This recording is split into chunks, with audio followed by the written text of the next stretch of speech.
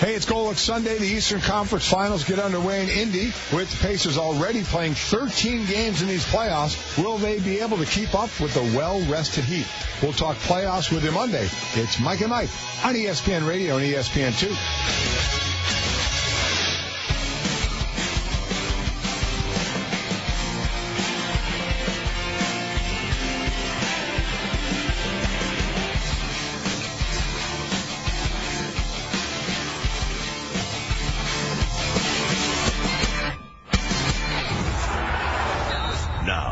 Noka and Mel Kiper Jr. on ESPN Radio. And ESPNRadio.com.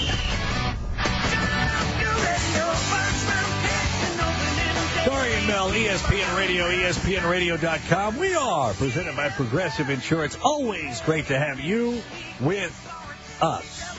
Always great to have you with us.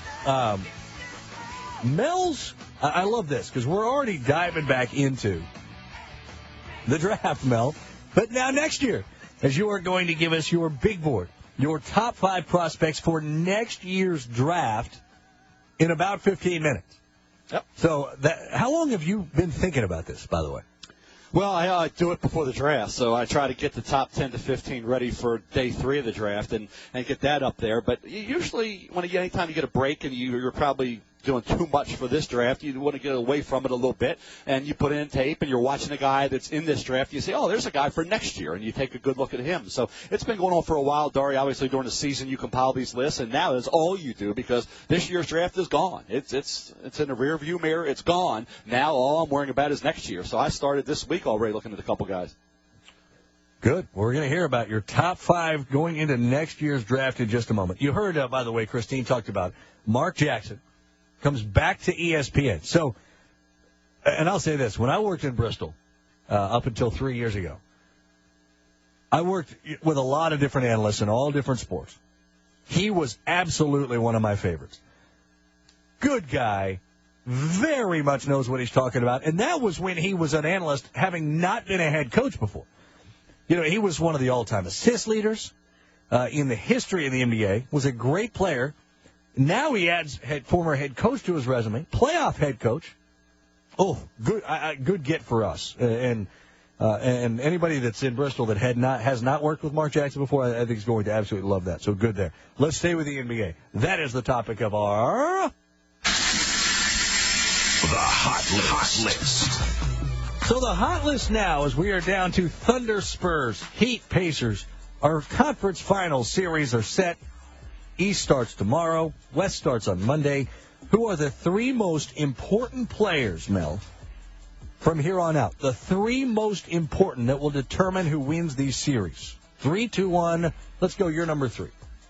It's Dwayne Wade. And when you have the big 3 intact, we were all worried about would he be healthy come playoff time. You know, throughout the season, that was the big question mark with the Heat. Well, here's Dwayne Wade. You think about, in order to win their 3rd straight title, they needed him to be at full strength, play at a high level. Last year's Eastern Conference Final, he averaged 17 points a game, shot 50% in their 4 wins. In their 3 losses, 13.3 points a game, and 35% shooting from the field, down from 50% in their 4 wins. So he's a key guy to be healthy and to play at a high level. If both are in order, and we know one is, will he play at a high level every game? Miami is going to be almost impossible to beat, as they are any time he puts up big numbers. You say Dwayne Wade is the 3rd most important player in these series. I had him at 4. I just left him out. My number 3 is Tony Parker of the San Antonio Spurs, dealing with that pesky, strained hamstring. If he's not 100%, he's going to have a problem against Russell Westbrook and Reggie Jackson and that Thunder backcourt, I think, throughout the series. Offensively and defensively, I think. Driving to the basket, preventing the drives to the basket. They need him right for this series. Against this team, you know, they went 0-4 during the regular season. They need Tony Parker as close to 100% as humanly possible. And I think that he is that critically important to this series. Tony Parker, Spurs, 3rd most important player in these series coming up. Number 2 for you, Mel. Because of the Ibaka injury, I'm going to go with Russell Westbrook. Now more than ever is he key. He's got to have a monster series, coming up against the San Antonio Spurs. When he's on the top of his game, they're as good, the Thunder, are as any team in the league. We know that. When he's not, he's missing shots and he's not looking to get others, particularly Durant is involved and he should. He just frustrates the heck out of you. If he plays like he did in the Clippers series, the Thunder have a real good chance to be in the NBA Finals for the second time in 3 years. In that series, he shot and with 49-1 compared to 38-2 against Memphis. So if he's around 50%, if he shoots the ball well and he gets the other guys involved, then they are going to move on. If he doesn't, then forget about it. So I think now more than ever, Russell Westbrook as key to the Thunder success as he has been at any point in time in his career. Westbrook at 2. My second most important player, I really kind of want to go 2 guys here, but I'll pick one. If I could go 2, it would be the duo of Steven Adams and Nick Collison, who kind of are really going to have to find that production that they're losing without Serge Ibaka. But I'm going to pick one. I'm going to go Steven Adams. We know Collison. He gets a lot of minutes. He has for a lot of time. He's very experienced, going back to the days in Seattle. But what does Steven Adams give him? He's my second most important player right now. Kendrick Perkins going to have to be smart, stay out of the foul trouble. Nick Collison got to be his normal self, but Steven Adams is the rookie who's never been in this situation. His role just got much more important, much greater. How does he handle it? Defensively, I think he's very, very good. We've seen him block a lot of shots. He's usually in the right place when he needs to be. He can get to the rebound. He doesn't have the offensive game Serge has. Neither does Collison. That's where they're going to really hurt, I think, without him, without Serge Ibaka. But Steven Adams, his minutes are going to go up considerably. His experience level, he's going to have to play like he's not a rookie anymore. Steven Adams, to me, replacing Serge, the second most important player in these playoffs right now in the NBA. My hunch is we're going to agree on number 1. Who do you, Mel, as we do our hot list, Dorian Mel, ESPN Radio, who do you think is the most important player in the East Conference Finals? Well, yeah, 2 and 3. I went with the Stars. You went with the second-tier guys. We can have different 2s and 3s, but there's no way. I would be shocked if it was anybody but Roy Hibbert. Roy Hibbert is as important to his team as anybody is in the Final Four that we have left. I mean, dominant in the series last year, Hibbert was. If they got any chance of knocking off the Heat, he's got to do the exact same thing he did last year. In the 2 games this year in the regular season that the Pacers beat the Heat, he averaged 22.5 a game, 17 to 30 shooting. In the 2 games they lost, he was at 5.5 points a game on 4 of 10 shooting. So when he's doing well offensively and putting up the numbers, they got a great shot. When he doesn't and he's quiet, they got no shot. So if it's not Roy Hibbert, good luck finding somebody else that's more important than that guy. I agree. It's Roy Hibbert. We absolutely agree. There's no question. I mean, against Miami, Indiana, if he's right, could dominate inside. I mean, he could double-double every game if he's mentally right. If he's gotten his personal issues with Paul George or whoever straightened out, if the fishing trip helped, if he's right, he could dominate inside for the Heat. Mel, I was looking at this last night. Of the 16 teams that started the playoffs, there are 29 players who have averaged more rebounds a game this postseason than Miami's top rebounder. There are 29. Coming in as Miami's top rebounder, take a guess. At number 30 overall in the playoffs. Number 1 for Miami. You have a hunch? LeBron. Yeah.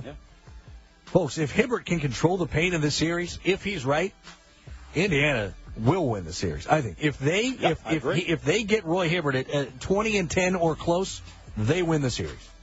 Yeah, but what's your confidence level that will happen on a scale of 1 to 10? 4. There you go. And you're probably being kind. What's yours? I was going to say 5 because, when they win, he does well. When they lose, so it's kind of a 50-50 proposition, just like the last series was. So I think, one game you might, next game you probably won't. One you might. So it's kind of back and forth with Roy Hibbert. At least it has been since the last series. If you go before that, it was pretty much 0. So if you want to just average it out, you're probably at 3, Dari. If you want to just average it out where we are right now with Roy Hibbert, you're probably at a 3. Yeah, I would probably. Yeah, I'm with you then. So there it is, our hot list. Most important players in the NBA playoffs from this point on. You said Hibbert 1, Westbrook 2, Wade 3. I went Hibbert 1, Steven Adams 2, Tony Parker 3. So it'll be fun to watch this thing. As, again, the Eastern Conference starts tomorrow. Miami at Indiana. Game 1 can be heard, by the way, on ESPN Radio at 2:30 Eastern Time. And then on Sunday at 8 Eastern Time, Game 1 on ESPN Radio. Spurs and Thunder. ESPN Radio is your home for all of the conference finals games as well as the NBA finals games. So make sure you don't forget that. That is our hot list. It's brought to you by Charbroil True Infrared Grills. Visit charbroil.com/True Infrared to learn more. TRU Infrared. There it is. Our hot list. All right, straight ahead. I love this. Your big board. Top 5 prospects of the 2015 NFL Draft. I know number one. But I don't know the rest. Who follows Jameis Winston? That's the question. Dari and Mel, unless I'm really off base, ESPN Radio. Hey, it's Golic Sunday. The Eastern Conference Finals get underway in Indy with the Pacers already playing 13 games in these playoffs. Will they be able to keep up with the well-rested Heat? We'll talk playoffs with you Monday. It's Mike and Mike on ESPN Radio and ESPN2. Dari Mel, ESPN Radio, ESPNradio.com. As always, presented by Progressive Insurance. All guests appear via the Subway Fresh Take Hotline. By the way, we will utilize the Subway Fresh Take Hotline again coming up in 15 minutes as Vikings General Manager Rick Spielman is going to join us with his take on the draft, kind of their idea, their philosophy going into the draft. And I know a lot of people kind of questioning that first pick, Anthony Barr. We're going to talk to him about it, the guy who's played defense for one season. And they took him to play defense there for the Vikings. We'll get into that on the Kuipers Callers. Round 3 of the day coming up in 30 minutes. So we'll get all of that going. Mm-hmm. We have done, Mel, a different big board every week for months leading into the draft. Now the draft is over. So this week's edition, the top 5 prospects for next year's draft. I love it. I can't wait to hear it. Here we go. Mel's Big Board. Getting you ready for the NFL Draft the only way Kuiper can. Number 5.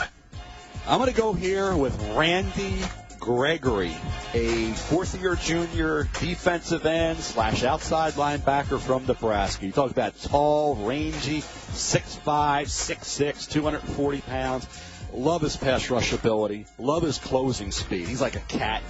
He makes his presence felt not only as a pass rusher, but against the run as well. Makes a lot of big plays in pursuit. Versatile, can play with his hand on the ground or standing up. You talk about a guy who can rush up the middle, from the outside. Go back to the Michigan game this past year and a lot of others where he was just a dominant, unblockable performer. Randy Gregory with the Cornhuskers of Nebraska could be even higher than 5 after all said and done, but I'll put him at 5 in this today, but this kid has exciting upside potential. Number 4. Kid I've loved since he was a third-year sophomore. And if you can believe it, how many offensive tackles, 6'5", nearly 320 pounds, were a high school quarterback and a high school punter? And that was Brandon Scherf, offensive tackle, left tackle at Iowa. I tell you, Kirk Ferentz, great offensive line coach as well as a great head coach. This kid stayed for his senior year wisely because you look at the tackles this year, you had Lewan, you had Matthews and Robinson. Now all of a sudden he's the man. Cedric Abui from A&M will be another one to watch, but Scherf is a proven left tackle, where you're talking about the Texas A&M kid, Abui, moving from right tackle to left tackle for the first time this year. I'll go with Brandon Scherf. Tremendous run blocker, great feet, agile, has that mean streak. He finishes, incredibly strong. Brandon Scherf, offensive tackle, Iowa at number 4. Number 3. I'm going to go here with Amari Cooper, junior from Alabama, wide receiver. He's about 6'1", but he can fly. He's an elite player. Polished kid. You think about on the field, off the field, does everything right, runs a crisp route runner, his timing, his hands, he'll high point it. Great change of direction in the open field. Even when he's running routes, he's got that great burst out of his break. Very explosive football player. Obviously, not having A.J. McCarron will impact production. Right now, is it Coker coming in for fall practice from Florida State? One of the other guys that weren't that great in the spring game when I saw it. So I'm wondering about quarterback. If Coker's the guy, it will help Cooper. If he's not, then Cooper's production may be down just a bit. But Amari Cooper, a special wide receiver, great talent with the Crimson Tide. Number 2. Yeah, it's a lot of guys you could have put in this top 5, but one that you knew was going to be somewhere in the top 3 to 4 was Leonard Williams, junior defensive end from USC. You think about excelling as a 4-3 defensive tackle as a freshman, did the same as a 3-4 defensive end this past year. Great scheme versatility, strength to hold at the point. I think the fact the guy that can, with his athletic ability, gets into the backfield. High marks in the production department, super athletic, tremendously fluid, 6'4.5", 275-pound defensive end Leonard Williams from USC at number 2. Number 1.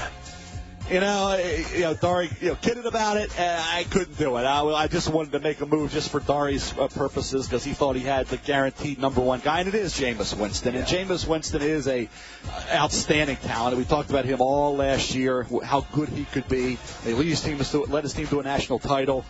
Heisman Trophy, everything you want him to do. Now, obviously, he's got to speed up that delivery. On the field, speed up the delivery. He's got that long delivery, that baseball pitcher mentality there, and also take care of business off the field. Be the CEO of the organization. Be the face of the football team, which you have to be. We talked about it last summer with Johnny Manziel needing to do that, and he did as the season went along through the draft process. And if Jameis Winston's going to come out early, he, as a third-year sophomore, he's got to take care of business off the field as well as on the field. If he does that, he will be in line to be the number 1 pick overall. If he doesn't, I would suggest going back to Florida State for another year. Dari and Mel, ESPN Radio. So Mel's big board, top 5 prospects for next year. Jameis Winston 1. Leonard Williams, defensive end, Southern Cal 2. Amari Cooper, wide receiver, Alabama 3. Brandon Scherf, offensive tackle, Iowa 4. Randy Gregory, DE/outside linebacker, Nebraska at 5. So I love it. And you couldn't go Jameis out of 1 because, like in October, you were saying he'd be number 1 if he could come out this year. Yep. But the off-field stuff is an issue. Wrong place, wrong time, bad decision-making. It's all been there for him. How much more can he take? How much more can NFL folks deal with in college before they say, you know what, we may make a mistake passing on him from a football perspective, but we can't bring him here? I would just say to Jameis, just take a look at the great quarterbacks in the NFL, and do you ever hear of any issues with them? Do you ever? No, you do not. So I would just say to that, if you want to be the number 1 pick and you want to be an elite signal caller in the NFL, not just be a high draft pick, but it can impact you after you're drafted if you don't take care of business. So all the way through, from now on, through his career at Florida State into the NFL career, realize that in order to be elite, in order to be great in this league, this isn't the ACC, this isn't college football. In order to be great in this league, you have to be a tremendous CEO and face of the organization. You got to be the one that nobody has to worry about within the organization. And also, every other player looks to you as the standard by which everybody else is judged in that regard. And now you being the first one in, last one out of the building, you got to do everything right. And it can never be a concern whether you will do everything right. So I think from now on, no more Jameis Winston issues off the field. Everything's got to be about what a great quarterback he is on the field. All right, Mel, so real quick, give me 1 or 2 guys that you wanted to get into the top 5 and you just couldn't for next year. I definitely thought about, Cedric Agui from Texas A&M moving from right tackle to left tackle to replace Jake Matthews. Thought serious about him. Marcus Mariota, Brett Hundley, Bryce Petty, the other quarterbacks. I like Todd Gurley a lot. I think he's primed for a huge year. The running back at Georgia, that's too high for me to put a running back. Those were some of the guys who were certainly in the mix. Vic Beasley, the pass rusher from Clemson, who tailed off a little late in the year. Those were some of the names that Nelson Aguilar, the wide receiver, USC. But definitely the quarterbacks, led, of course, by Mariota, Hundley, and Petty. Petty's going to be one of those examples of a guy, they say he's a system guy. I think Brandon Weeden will have scared a lot of people off, that it feels like a 4th or 5th round guy. Is this a first-round potential quarterback, Bryce Petty, out of Baylor? It's the top 15 potential pick in the first round. How about that? So why does the system not scare people off as it pertains to him? Well, everybody's different. I mean, if you got to be able to move, Brandon Whedon was a pocket guy, had limited mobility, stared down the primary receiver some. So to me, it's all about evaluating individuals, not worrying about what happened to a previous quarterback in a certain system. New look Minnesota Vikings, Norv Turner offensive coordinator, Mike Zimmer head coach. Their first pick, Anthony Barr. Some question, why take him that high? We'll get into all of that with Vikings GM Rick Spielman, who joins us straight ahead. Darian Mel, ESPN Radio, ESPNRadio.com. Hi, it's Colin. Monday in the Herd. NBA playoffs are all chalk, just the way we like it. Right now, I think the Spurs are the team to beat. Get in the Herd. Monday on ESPN Radio. An ESPN Radio Extra Point with Colin Cowherd. The Browns have been a mess. 4 head coaches, 5 years, 5 quarterbacks. They're a dysfunctional mess.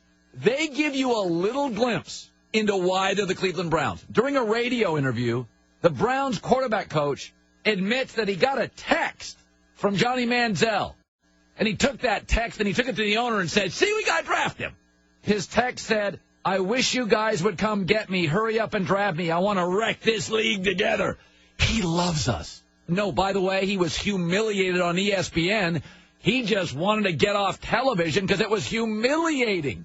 But the Browns took that as, all right, yeah, let's go get him. He loves us. We're going to wreck the league together. He just texted us and told us he loved us. Yeah, but what about the $100,000 you spent on a quarterback study and the combine? It doesn't matter. He loves us. As a sports fan, you got a glimpse of this one. Dorian Bell, ESPN Radio, ESPNRadio.com. Reminding you to celebrate spring birthdays with a smile. Go to 1-800-Flowers.com/ESPN for special offers. Coming up less than 15 minutes, and I'll throw out the number in like 9, roughly. Kuiper's Callers, round 3. You get to call and ask Mel whatever draft question you want about what your team did, didn't do, needs to do in free agency, how they could be better, all that good stuff. You get to do that coming up in just a few minutes. But right now, we want to bring in a man who worked with us a little bit at ESPN a few years back before heading to Minnesota. Rick Spielman, general manager of the Minnesota Vikings. 3rd year as the Vikings GM. He was vice president of player personnel before that. And Rick, good to have you with us. Good to talk with you again. We appreciate the time. What was the biggest takeaway that you as a front office had after this NFL draft about your Vikings? I guess it finally came to fruition because we had to wait so long because it went into May. I think everybody was anxious to get started. But I think from our perspective, we were very excited. Rick, when you look at the Anthony Barr. Hello? Yeah, there's another voice on. Oh, sorry. Okay, yeah. Okay, go ahead. I can hear you. Okay, I got you. Now, let's go right to Anthony Barr. You had the numbers in terms of stats. Then when you kind of picked apart the film evaluation, he looked a little raw, looked like he had a lot to learn. Tell us what sold you, Rick, on Anthony Barr, and what role will he play in Mike Zimmer's defense?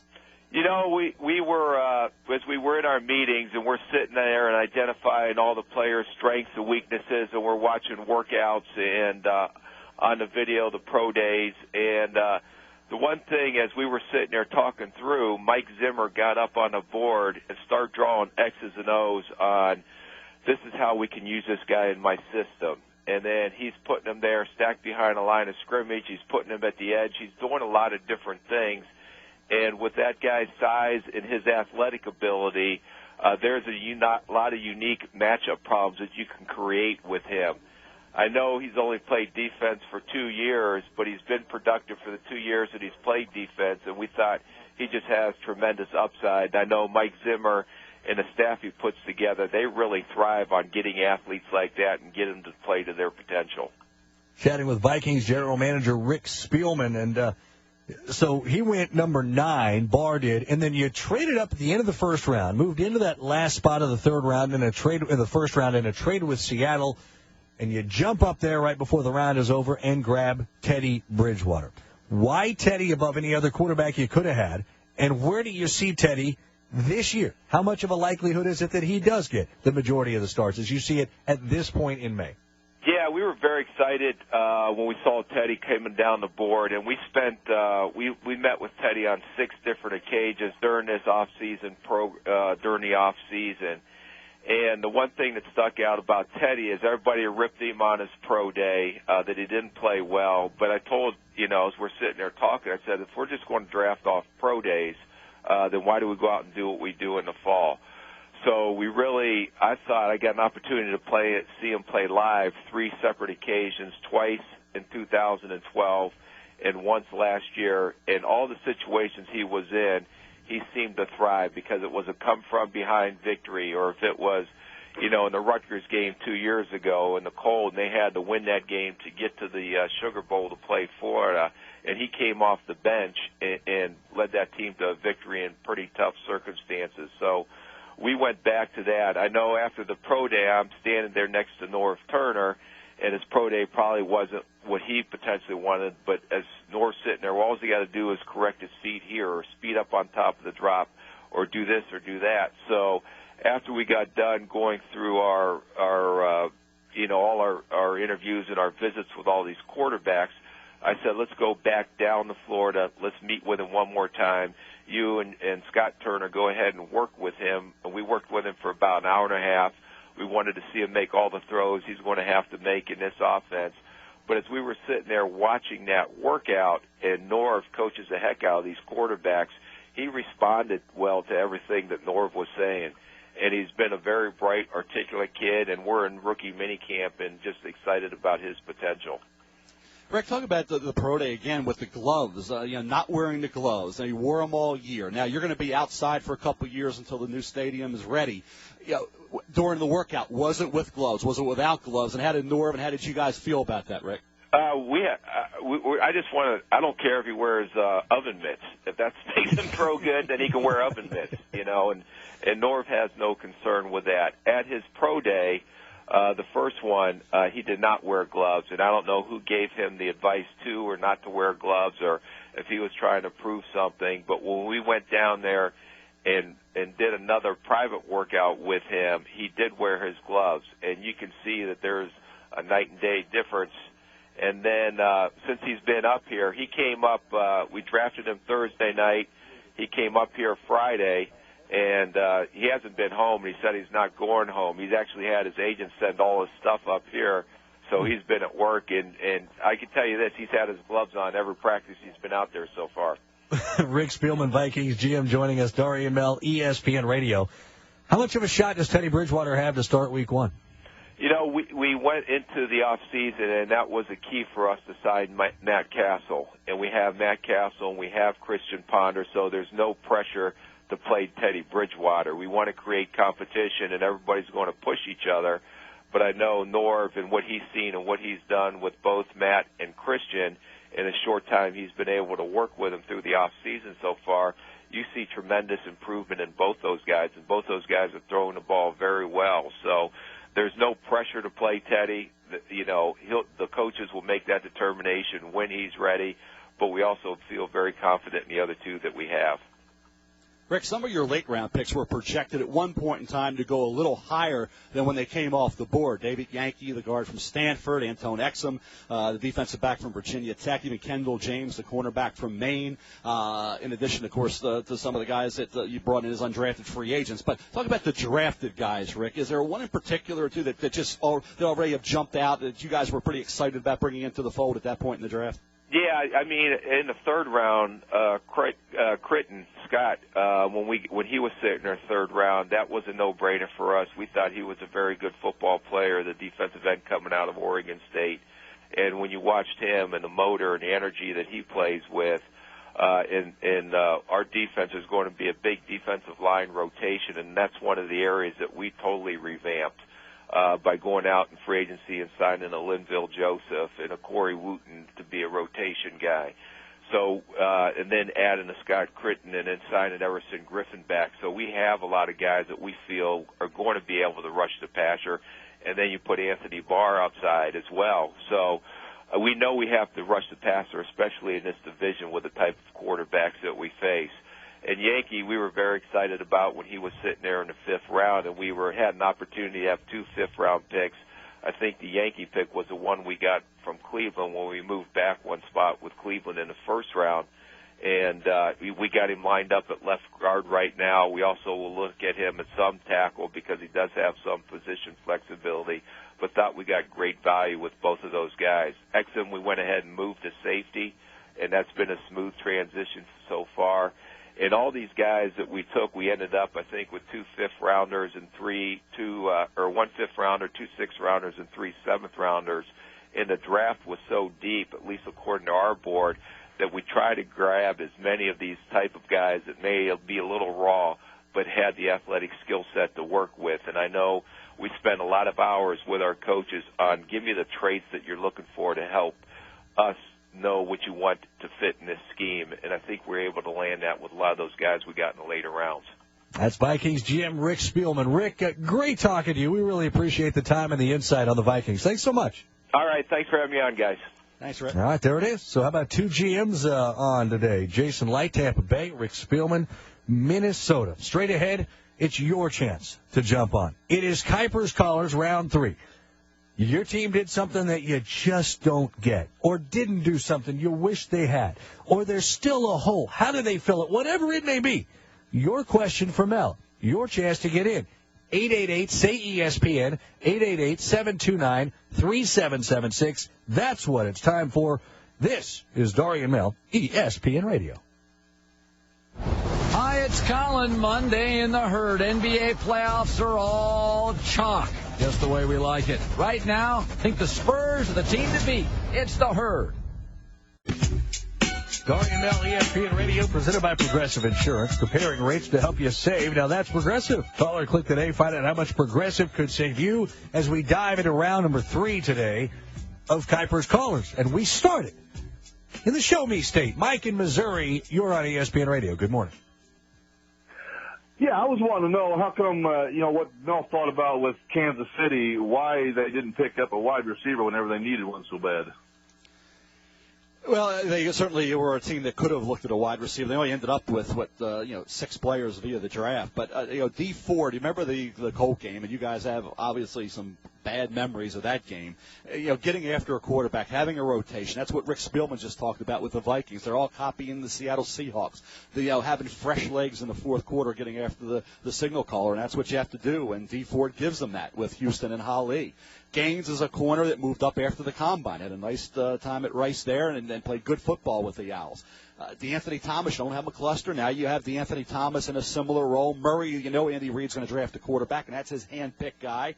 And then Fulton, the guard, played a lot of quality minutes at Tennessee. Duvernay Tardif is the kid out of McGill, a Canadian kid we had discussed on this show as a kid who has talent. Once he keeps that weight right around 305, 310 in that area, he could be a factor down the road as a developmental offensive tackle, maybe even a left tackle. So, they could have looked wide receiver easily, but they did get some pretty good football players along the way. All right, let's go to Texas and Garrett. You're on ESPN Radio. Good morning, Garrett. Yes, sir. Hi, how's it going? Great, thank you. Garrett, what you got? Johnny Manziel, Minnesota Vikings. Why not pick him up? It seems like he'd be a great fit with the complement and Adrian Peterson in the running game, and then Cordarrelle as a little deep threat. Why not Johnny Manziel? Well, obviously they didn't see the similarities to Fran Tarkenton, and they waited, and they were able to move up to get Teddy Bridgewater. And Rick Spielman seems like he's pretty happy with that pick. And Teddy had a high grade up until the pro day, not wearing the gloves. Like Rick said, he's wearing gloves all the time now, and he was much more comfortable doing so. Had he worn the gloves on his pro day, he might have been a top 15, top 10 pick. So for the Vikings, they may have gotten great value with that choice and maybe stolen a quarterback because of a pro day that went awry. All right, let's go to Ohio and Lance. Hey, Lance. Yeah, hey, big fan, Dorian Mel. I was wondering, what you guys think about the Miami Dolphins draft? I liked it, in terms of what they did to help Ryan Tannehill. And that's the big thing we kind of stressed on draft day is help your franchise player. And it's not always a quarterback. Sometimes your franchise player can be a linebacker. It can be whatever position. The top guy, you got to help him out. And they helped out Tannehill with James and Turner and Landry and Hazel. And even Lynch, if you want to factor him in, it's a tight end. So all offensive just about outside of Jordan Tripp, who was a steal in the 5th round. Terrence Fede, who's Trey Wingo's favorite player out of Marist. Trey had scouted him and liked him a lot. So there you go. Overall, Tannehill should be a much better quarterback this year because of this draft. All right, again, continuing Kuiper's callers, 888-SAY-ESPN, 888-729-3776. Let's go to Jim in Wisconsin. Good morning, Jim. Thank you for the opportunity. I'm a Pittsburgh Steelers fan, and I thought it was a little gimmicky, going for speed, which is a big thing, but I thought they would have reinforced their lines in the trenches and also the defensive backfield. What did you think of the Pittsburgh draft? I thought they did well. I mean, in the draft, you have to pick players that fit what you do. Shazier does and Tuitt does. Archer and Bryant. Bryant could be the next Mike Wallace as that vertical stretch guy down the field. They did address corner with Richardson in the 5th round. They did address the versatile offensive lineman and Wesley Johnson from Vanderbilt in the 5th.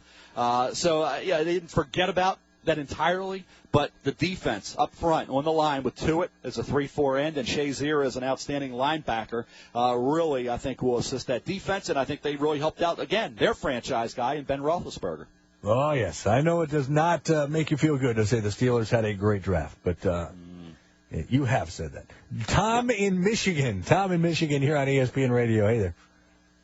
Hey, good morning, Dari. I appreciate your participation in this segment. Tom, I'd like to thank you for your acknowledgement. Thank you very much. Hey, but I do have a question for Mel.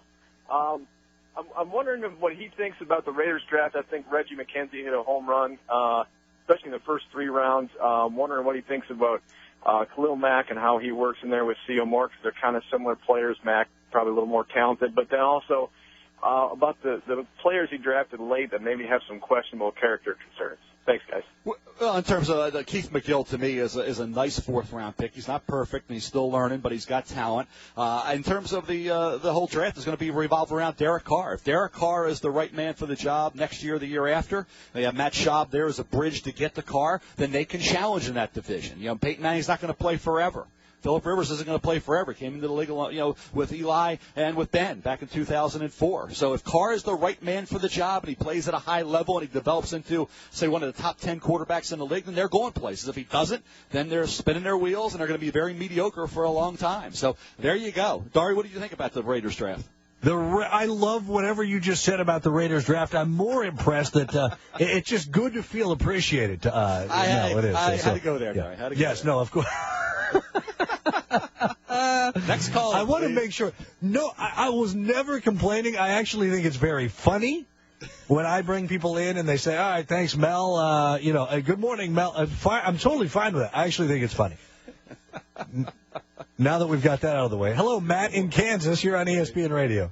Hey, Matt. Hey, quick question for you. Broncos made some free agent splashes in the offseason. However, haven't heard a whole lot as far as with the draft. Obviously, they want to build now with Peyton Manning, have a limited window. But also, I feel like Elway has done a really good job building for the future post-Peyton Manning. What are your thoughts on that? Well, I mean, let's face it. You have an opportunity to get a guy like Latimer in the 2nd round. A lot of people thought he'd be a late one, so you're helping out your quarterback, Peyton Manning, while he's the quarterback. I don't know about doing stuff for after that, but the bottom line is you got Schofield, a right tackle, and Latimer to help him out, and the center in the 6th round. I think Barrow is a steal in the 5th round, the linebacker at LSU, and Bradley Roby's a key guy because he was inconsistent in all areas of cornerback play this past year. John Fox wants aggressive corners. He is. Coach him up. Maybe you maximize that ability. He's boom or bust. So we'll see what Roby can do, and they're going to need him to play at a high level this year. Darian Mel, ESPN Radio, cruising along. Kuiper's callers, 888-SAY-ESPN, 888-729-3776. Connor in Las Vegas. You're on ESPN Radio. Good morning. Hi, guys. It was hard to watch 3 Aggies get drafted in the 1st round, and I guess the silver lining is that 3 Louisville players were drafted in the 1st round, but I was just wondering how damaging you guys thought that 0 Texas Longhorns were drafted. Thanks. Well, I mean, it is what it is. I mean, Jackson Jeffcoat, defensive end outside linebacker, Anthony Farrah, the kicker, and Mike Davis, the receiver, all had draftable grades, but they went undrafted. They all signed as free agents, and we'll see what they can do. But when you have 2 kids from Coastal Carolina, 2 kids from Georgia Southern, a kid from McGill up in Canada get drafted, and no Texas Long, it's telling. It speaks to, and remember when Notre Dame was having their issues, and they didn't have many guys getting drafted high or at all, so it speaks to the level of talent, and that's when the talent drops. Obviously, you're not going to win as many games. You're not going to compete for national titles. You know, you win championships and you compete for conference titles and championships with big-time personnel. It always equates to the first round, second round. If you don't produce, forget draftable guy. If you don't produce early-round picks, you're not going to win at the collegiate level, at a high level. Quick follow on that, by the way. If you're a Texas fan, you didn't have anybody drafted from your school, but your coach, Charlie Strong, had 3 Louisville guys taken in the first round. That must make you feel better. John in Rochester, you're on ESPN Radio. Quickly, good morning. Hey, guys, how you doing? Great. I got one question. If there's one thing I've learned since Pete Carroll took over with the Seahawks draft is, one, they're probably not going to take who you think, and 2, Pete Carroll's probably going to be right, especially with the receiver and the guard they took. Well, my question to you is, in 3 years from now, is Pete Carroll still going to look like a genius? Do these guys become good players? Well, he got kind of a mixed group. I mean, yeah, I love Norwood in the fourth. Richardson, if he can stay healthy and he catches the ball more consistently, can be a big factor with his speed. Britt was a slight reach, and he have had reaches. You know, Carpenter was a reach in the first round. It hadn't all been perfect. What saved Pete Carroll was Russell Wilson. All this other talent's great, but if you don't have the quarterback, forget about it. Straight ahead, conference finals about to get underway Sunday in the NBA. Impact of Serge Ibaka's injury and much more. It's ESPN Radio.